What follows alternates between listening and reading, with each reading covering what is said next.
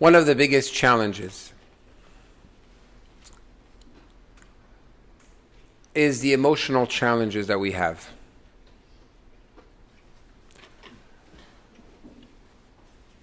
Of course, you might say that every challenge we have is an emotional challenge because it's through the personal, individual perception that we grasp, we embrace or reject or fight the different events that make up what our life is. But there are certain times where emotionally we are just more sensitive. Or should I say we're more fragile. Okay, you want to call it weak? Call it weak. But it's interesting because when Hasidut and Kabbalah refer to the heart, it's referred to as Tzion. Nekudat Tzion shebelev. The part of Jerusalem which is in the heart. And that part of Jerusalem is referred to as not as Yerushalayim, but as a Tzion. Tzion is from the word Tziyun, a marker, a dot, an arrow. Tzion has the same numerical value as the word Yosef. Yosef, on one hand, represents the aspect of bonding, represents the wholesomeness of all the emotions together.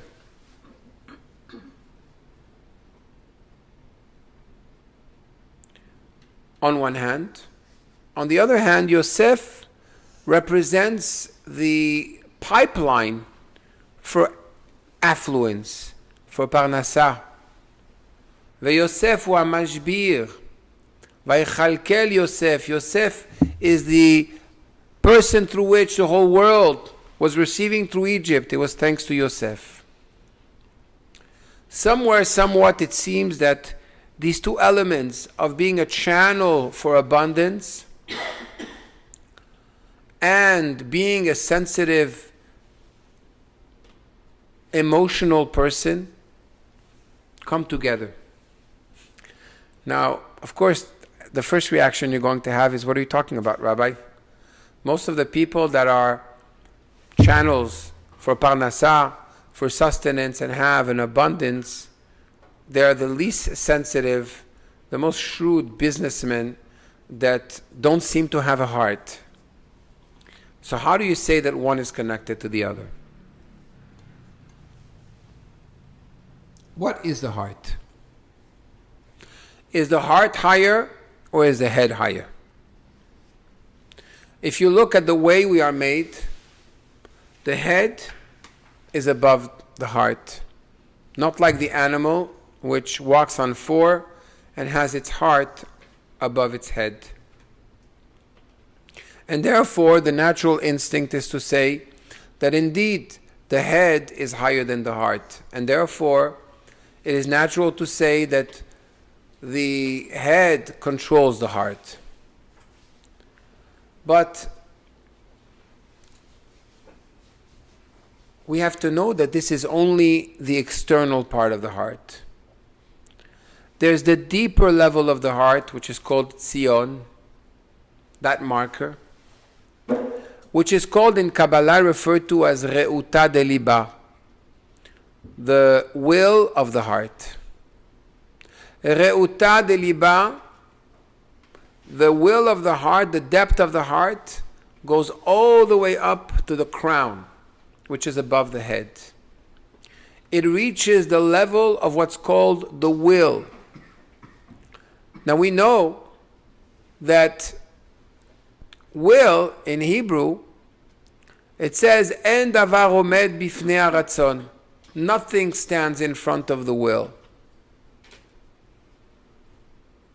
You just have to see it in your children. The word will in Hebrew is ratzon.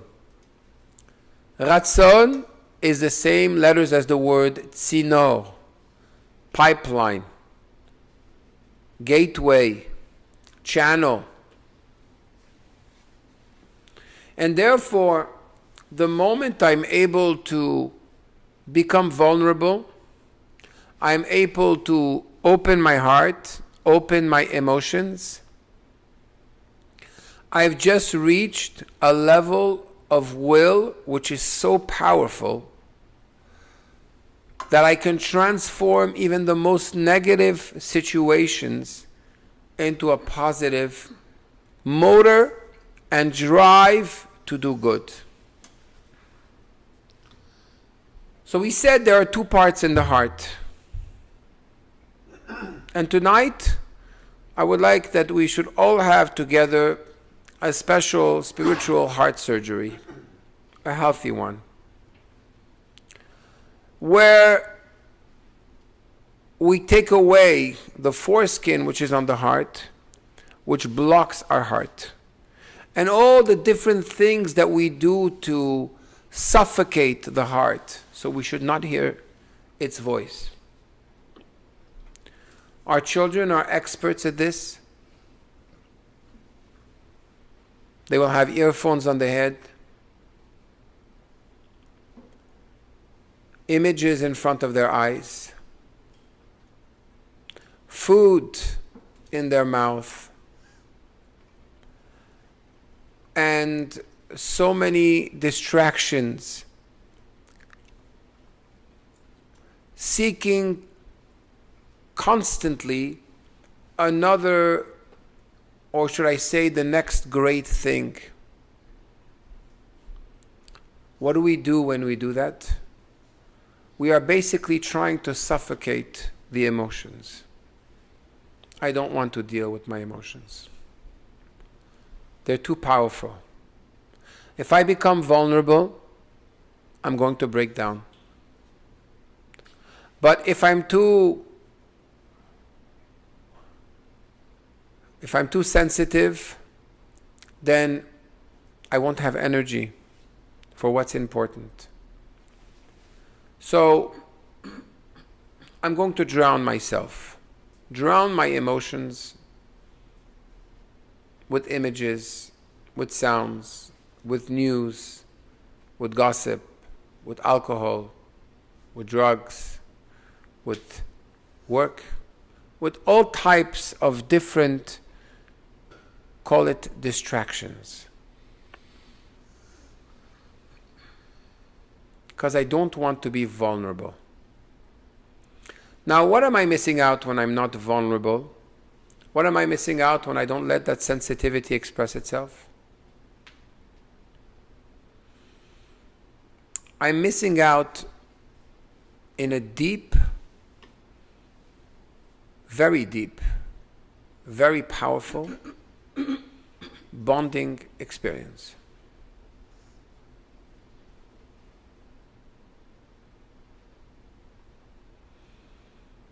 We all look to bond.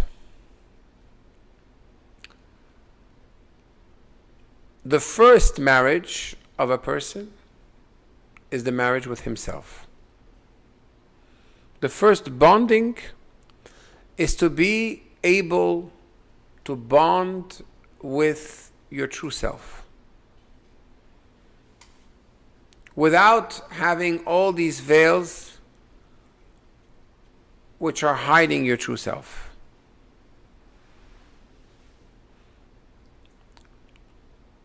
I know it's uncomfortable to talk about this because we have a household to run. We have kids to educate. Life has to go on, Rabbi. And Bezrat Hashem, when I turn 93, I will think of my heart and bonding. It sounds very good. But in the morning I'm carpooling, in the afternoon I'm running one kid to another activity and another activity.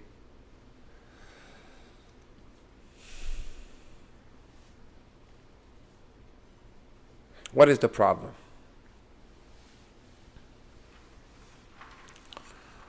Of course, if we're just going to be sensitive beings and only live that deeper emotional level,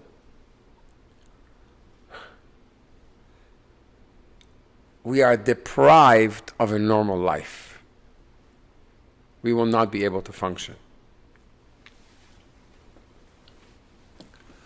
But there are times, at least I would say once or twice a year, maybe once a month, once every 2 months,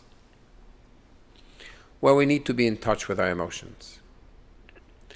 And God, through life, in his very, very ironic way, great sense of humor, has a way to become our doctor. I'm presently finishing a book that I'm writing.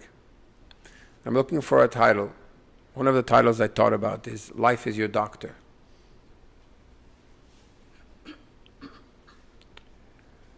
Meaning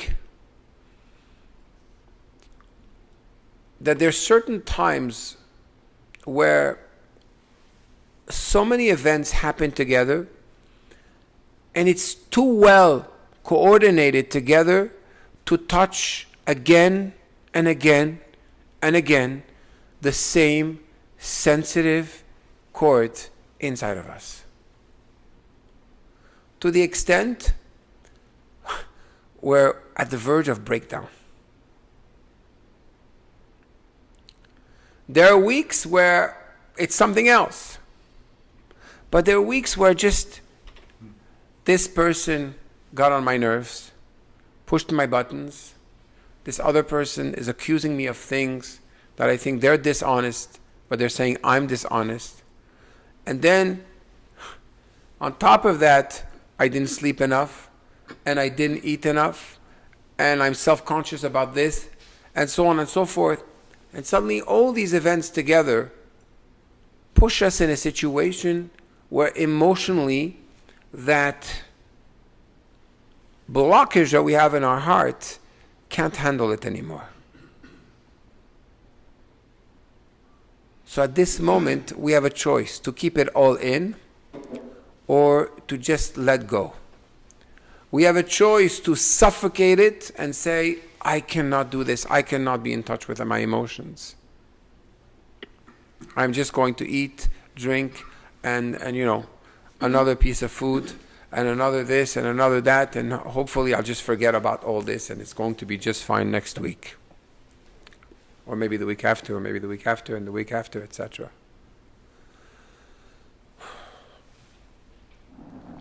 The Baal HaTanya says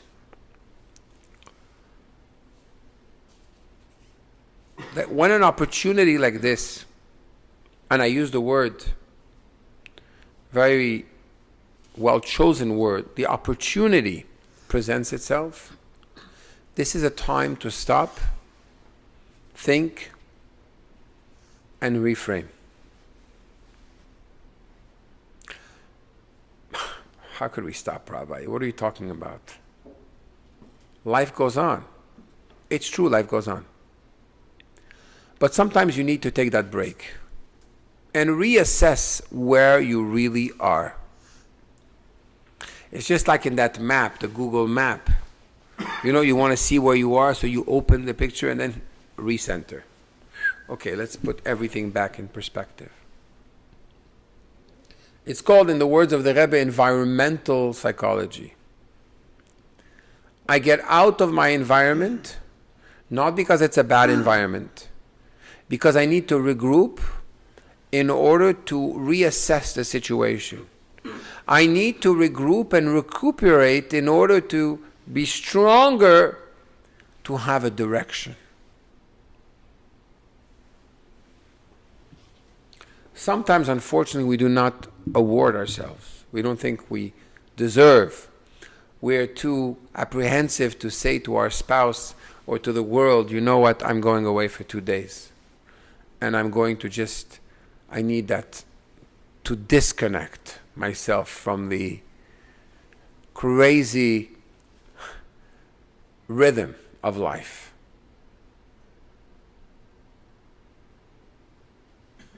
Or what I would say to couples is, I'm so much a mother that I forgot that I'm a spouse as well. And I'm not allowed to be a spouse as well and leave my kids in order to spend quality time and romantic time to bond again with my husband. I forgot that. There's a time that comes where we have to sit down with ourselves and say, 1 second. I have an opportunity.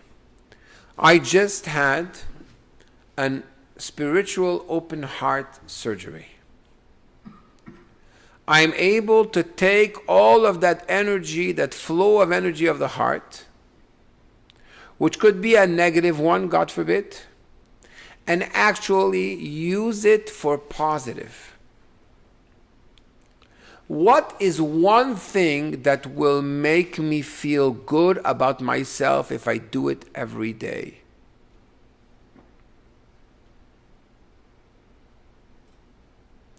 What is one thing that's going to make me bond to my true self, to my aspirations, to my dreams, to my creativity, to my crazy self? There's a rabbi in a yeshiva that used to have 15 minutes a day where nobody was allowed to go in his office or reach him. Everybody knew at the same hour he's untouchable, unreachable. True story. One of the students decided to hide in a closet and see what was the rabbi doing every day for that 15 minutes. I'm scared to tell you what the rabbi was doing because you might think it's me. The rabbi was jumping up and down, screaming, banging the walls, singing, dancing, crying, really acting crazy for 15 minutes. Going wild, going berserk. The student couldn't handle it and went to see the rabbi and told him, I saw you in the office, I saw what you were doing, but what were you doing? And the rabbi told him, look, we have a soul, that soul is in a body. The body is a little crazy. To unite soul and body together, it's two so powerful energies. And we live in a crazy world. This was then. You can imagine today, it would take half an hour at least, if not an hour a day. And we all have that craziness inside of us. I can't afford to be crazy the rest of the day. So every day I offer myself the gift of just being crazy. I was telling a parent last week, how are you able to stay normal in this crazy world? In order to be normal in a crazy world, you have to be crazier than the world. You have to do something which is completely out of the box.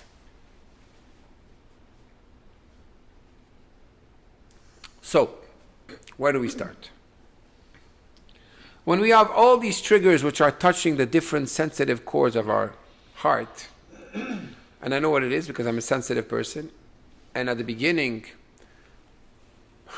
and even today, it happens, there are situations where when I deal with a lot of people and different, God forbid, tragedies and issues and people's different struggles, I feel so much the pain of another that somewhere it drains me and I'm not able to function. I even had once a situation where I was like this and I couldn't move my neck. I was crying each time I tried to move my neck. Because for 3 days in a row I was hearing this one and that one's problems. It was just too much. So I was wondering, how does a surgeon do it? A surgeon, in order to do a surgery, this is not the time for him to be sensitive. Oh, I see blood. No, hello. He's going to die. Just do that transplant already, right? So you have to desensitize yourself, not absorb the problems and think they're your own. But at the same time, you have to stay sensitive. You have to find that balance of being there for another, but at the same time protecting yourself. That in itself is a draining effort. The first thing we need to do is to believe in Hashgacha Pratit. To completely surrender to God and believe in divine providence. This is happening. I was supposed to be given this honor, and I wasn't. Somebody else was. I truly believe that I deserved it the most.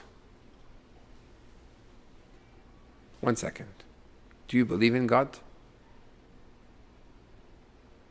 Do you believe that the master of the universe is doing whatever is the best for you at this moment? Unfortunately, we have these battles inside of us. And sometimes, even though we've learned to surrender, sometimes it's our spouse, sometimes it's our children, sometimes it's society that tells us, how could you let them do that to you? They're stealing away from you. They're making fun of you. They're taking advantage of you. How could you do that? And it's true in the mind. It starts working, and that simple first will to just say, you know what, I forgo of the honor is a difficult one. But at the end of the day, once you've conquered that, and you say, you know what, I really surrender myself completely to Hashem's will. Reuta de liba, the will of the heart, which is higher than the mind, to give that over to God and say, I completely surrender to your will and I accept whatever is coming my way. I was supposed to be there at this hour. It did not happen. I could make my life miserable. But I've chosen not to make my life miserable. Why? Because I really believe that you are the master of the universe. And not only over the universe and the big things, but over my particular life and the details of my life. I actually believe that the difficult childhood that I had, where I had to protect myself by being closed up and not expressing myself, and now suddenly I'm with a spouse which needs me to express myself, and it's difficult for me to do that. And it frustrates them, and now I need to make that effort, and it's difficult. That too I accept. And I'm ready to take on that challenge.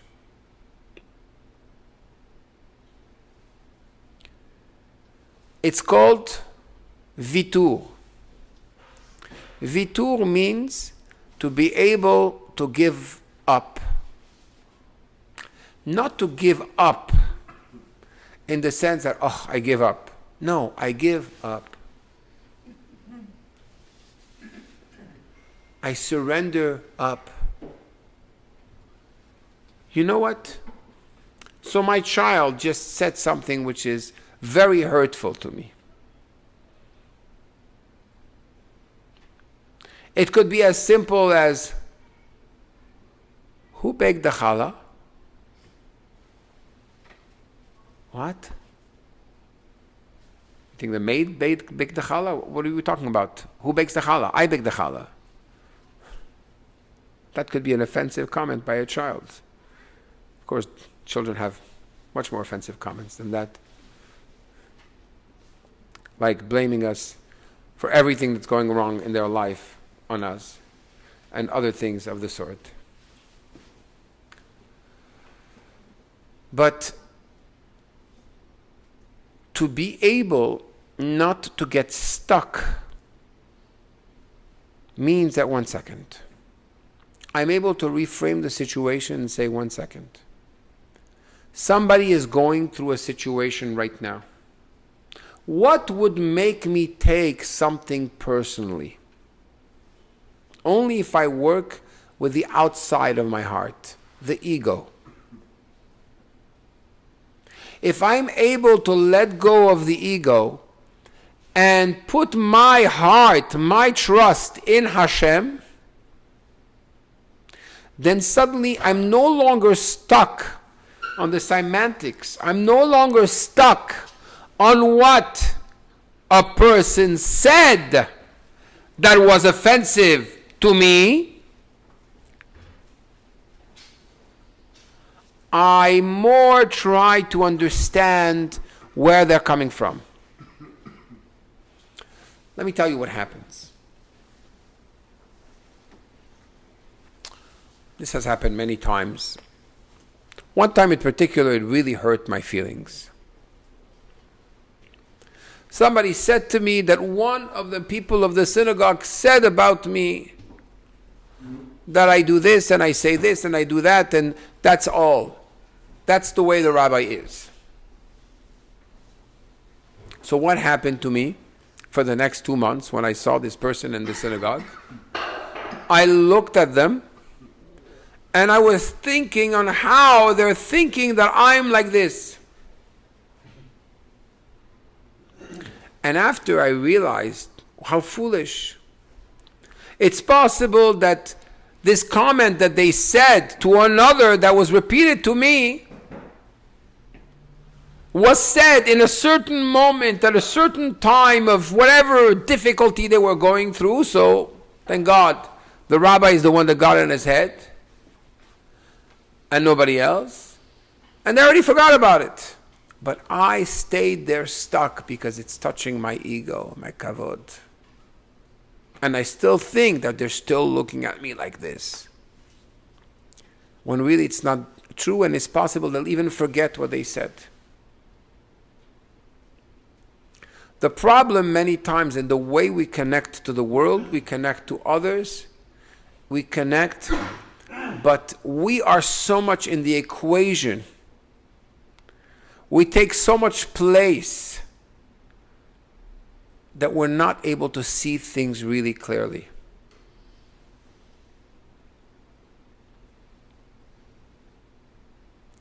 I remember one day,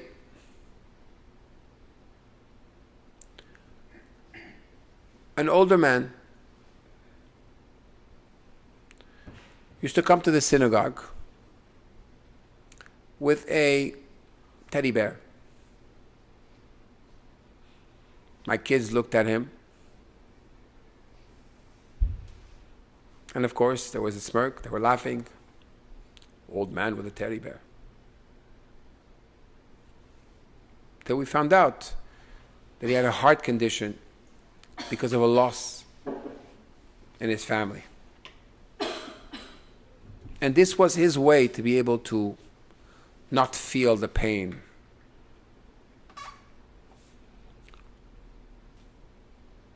Because of our egos, because of our sense of self, more than our egos, we often judge a situation, judge words which are said to us but are not directed to us. I repeat, are said to us but not directed to us, even though that's what it sounds like.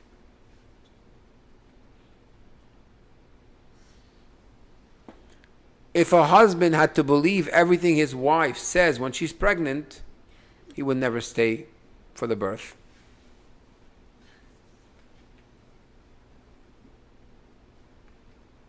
But a husband doesn't understand what it means to be creating a being for 9 months, 25 hours a day. And what type of kochot, what type of draining energy it takes to be able to do that and stay a mom and a wife, etc., etc., etc.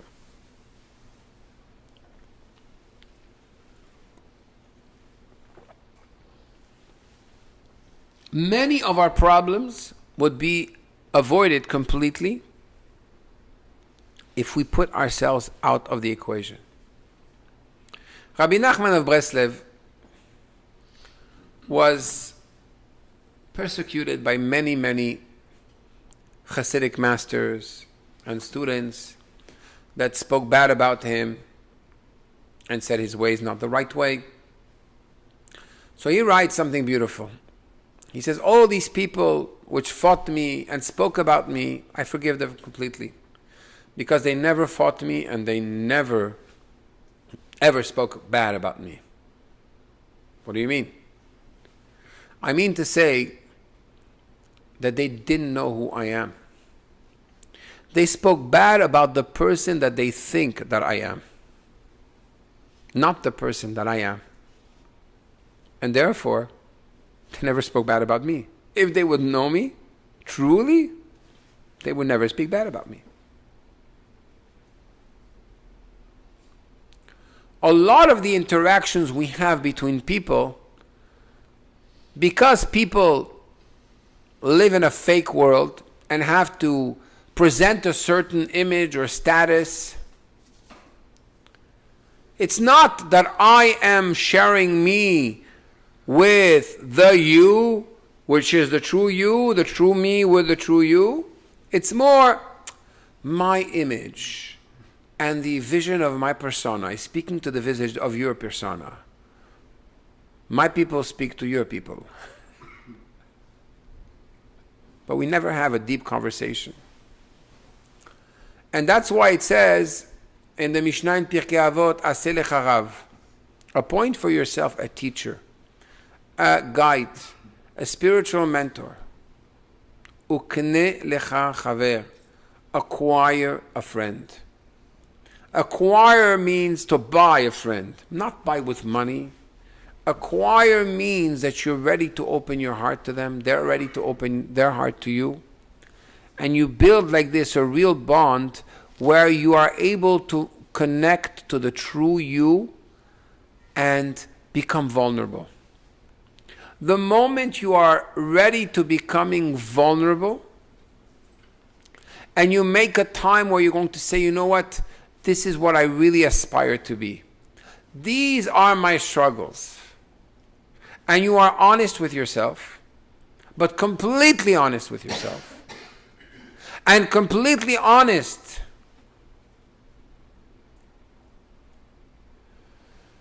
with the one that you hold dear to you. At that moment, you have a real foundation to build something very solid.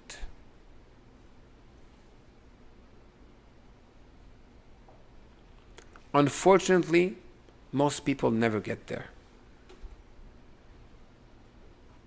They live their lives for 90 years, 100 years, and they're still talking, laughing at their own jokes, talking about their own accomplishments. Like the winner of the Olympics of the 70s in the year 98 or 2018 saying, what's your name? Oh, I won the Olympics in the 70s. Hello? 70s, you know how long that was? That's 40 years ago, the 70s. That's still the image that you're living with. So let's recap.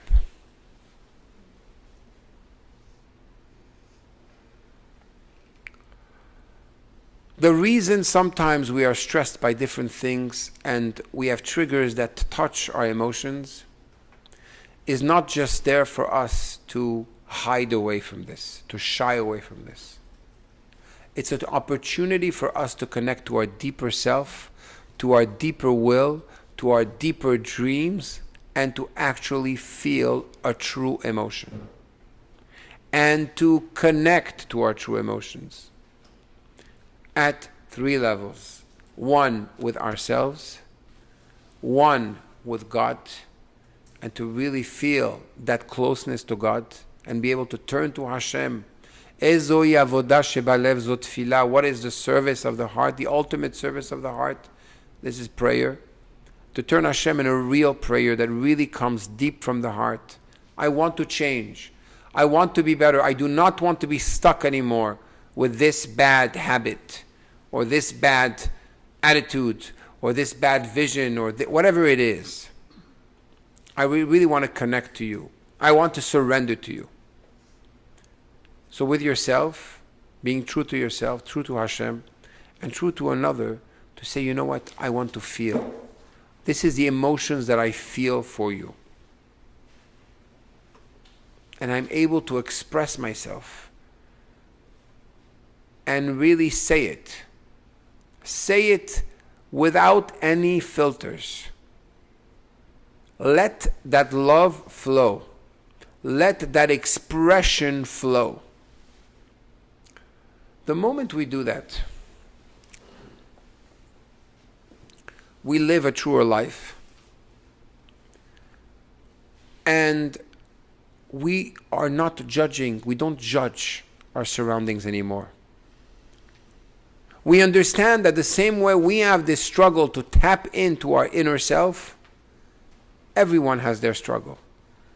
The struggles of children are greater than ever. Even the struggles of adults are greater than ever. And therefore, I'm not going to take it to heart. Maimonides says that once you want to rebuke somebody, never do it at the moment that you're emotional or you're angry. They will not get the message. Letting go of the ego, of the external part of the heart, means that I'm listening to what you're saying. I'm not taking it personally. I'm making a note of it.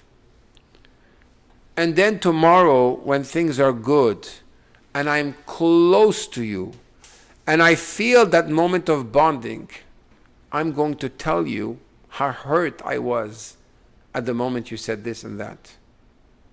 And in that moment of bonding, I will feel bad that I did what I did.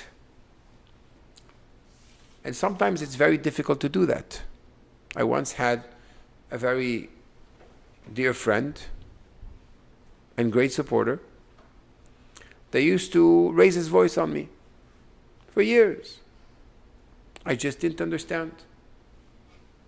You're supporting me on one hand, you're being there, you show you're a good friend, but you raise your voice on me when things are not going your way. So it's very difficult when you have a supporter to tell them off and to tell them what you really feel. But one day I decided, what's more important for me? The support or the relationship? So I tried to put myself in their shoes. It was one morning when they had raised their voice on me. I said, why in the world would this person raise their voice on me if they love me? And they've proven again and again that they do love me. And then I realized, most probably this person is a very passionate person. And therefore, when they feel things, they feel a certain truth. They feel it so much, they can't just express and say, I think you're wrong. I think this is wrong, this is... Right. They'll express it with their kishkes, like we'd say in Moroccan. So that day, I walked over to him, walking back to the parking lot. And I said to him, you know, I really appreciate all the passion you have for the synagogue and for me. One moment I had a person that was glowing with pride. The next second I said to them, but I really would appreciate and ask you that you should never raise your voice on me again. Suddenly, I saw a very successful man become at a loss. But from that day on, the level of respect I've had has been extraordinary. And the support has grown. Why? Because I wasn't in it for the superficial. If it's all about superficial, then I'm going to get upset when somebody gets upset at me. But if I'm here for the relationship, then I want to have a true relationship. That's going to be more important than whatever you give me. And I want to respect myself as well. But we have to choose the moment to do that. And that's why when Rashi explains the word anavim, the humble ones, in the words of the prophet Micha, he says, anavim, what is humility? Savlanim shesavlu olo shel HaKadosh Baruch Hu. The patient ones, which were able to handle and accept God's yoke. In order to be able to tap into the right moment to transform another, we need one thing, that's patience. Patience equals humility. Humility equals patience. And that, I want to tell you, is one of the things we should teach our children.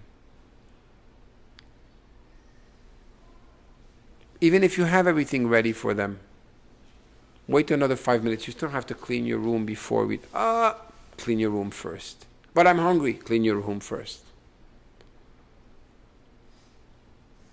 We have to learn to have that patience. Once we do that, and then we have the conversation, then we're able to really, truly bond. So next time you're challenged emotionally, instead of just breaking down or trying to shut down these voices, sit down with yourself. Maybe listen to some music. Write what's on your heart. Put it on paper. And in that opportune moment, take the opportune moment where you feel you're in control to bond and to have that connection with that person that's important to you. Use that moment to surrender to Hashem and say, God, give me the strength. The Chafetz Chaim, the one that authored the book Chafetz Chaim on Lashon Hara, that spoke about not speaking about others, used to go every night. Before he would go to sleep, he would go to the Bet Midrash. Before he would go in the yeshiva when all the students went to sleep. And he would go pray by the Aron Kodesh, by the ark where the Sefer Torah is. One day a student noticed this pattern that nobody else noticed. And they decided, I want to hear what he's praying. What is he asking? He said, God, please protect me from anger. This big rabbi. What was he asking? Protect me from anger. And the moment that our emotions, our heart is open, even when it's not open, it's a time for prayer. Avodah shebalev, the service of the heart is prayer. When the heart is open, take the opportunity. Thank you.